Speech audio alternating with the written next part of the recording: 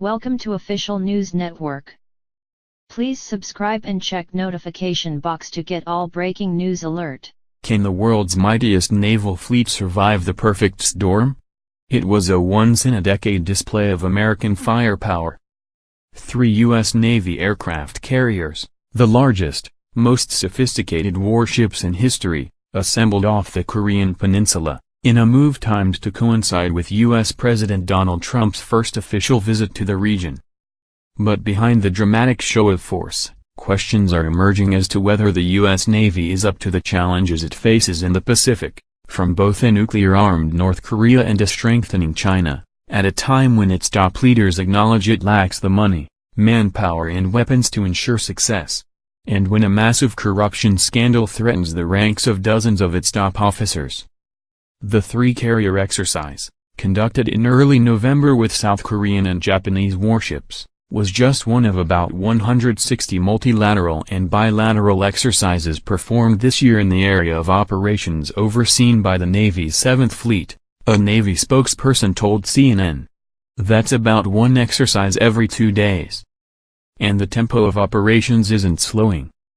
Just 2 days after the three carriers, the USS Ronald Reagan, USS Theodore Roosevelt and USS Nimitz, and their multi-ship strike groups, wrapped up 4 days of war games off Korea. The USS Ronald Reagan, with its air wing and 3 guided missile destroyers, began a 10-day exercise with Japanese naval units off Okinawa. While the U.S. exercises are intended to reassure Asian allies and to show North Korean leader Kim Jong-un that the United States will not be intimidated by Pyongyang's testing of nuclear weapons and ballistic missiles, the moves also highlight concerns that the 7th Fleet is being stretched too thin. The toll of operations in the Pacific has been grim this year. 2 U.S. guided missile destroyers, USS Fitzgerald and USS John S. McCain, suffered collisions with merchant ships, leaving 17 U.S. sailors dead and the 2 warships needing hundreds of millions of dollars in repairs. The accidents, off Japan and Singapore respectively, also left the Navy wondering how 2 of the most sophisticated ships on the seas couldn't even navigate crowded shipping lanes.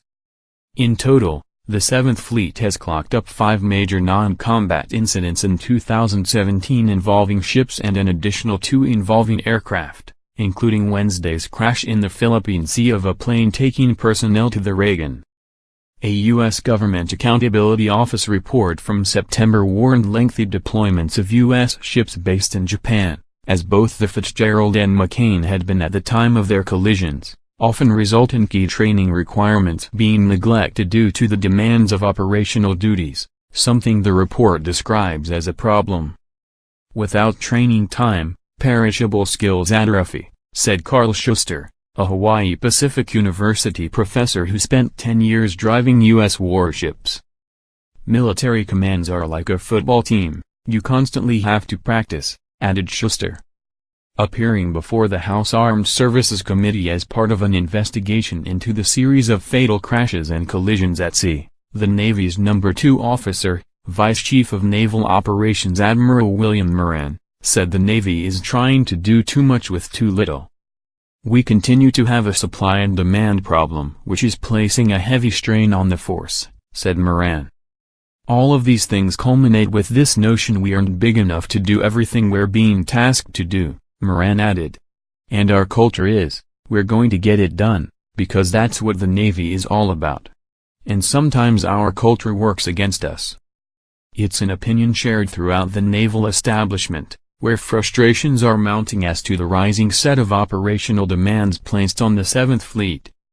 In a testimony delivered to Congress in September, John Pendleton, Director of Defense Capabilities and Management in the Government Accountability Office, JAL, said the Navy was operating on what people in the service call a train-on-the-margins approach. That means ships had no dedicated training time but instead fit whatever they could into time on missions, said Pendleton. Exhausted crews can make bad decisions. As Schuster points out, in the case of the Fitzgerald collision, officers on watch did not wake the sleeping captain when the warship got in range of the merchant vessel.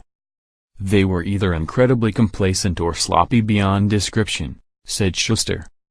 The Navy has launched multiple investigations, a safety pause, and reviews in the wake of the recent accidents.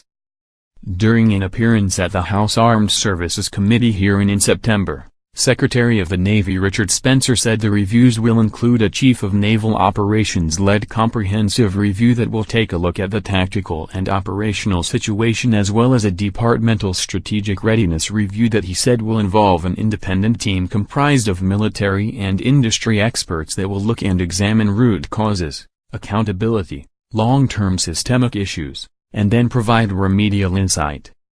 The Navy's internal report on the Fitzgerald and McCain collisions, released in early November, said cutting corners to meet demands on 7th Fleet ships had become the norm.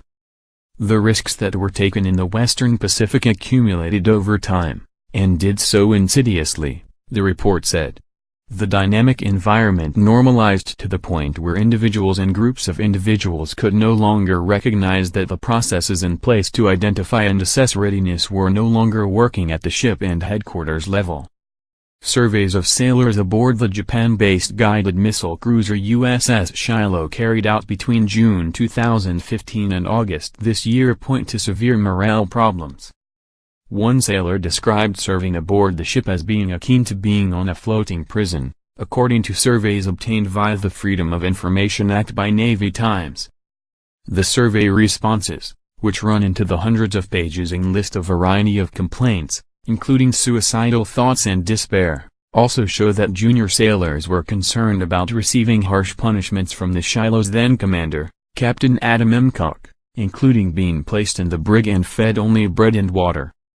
Even the taxi drivers on base know us for being the USS bread and water, one survey respondent said. Please like and subscribe our channel for more breaking news.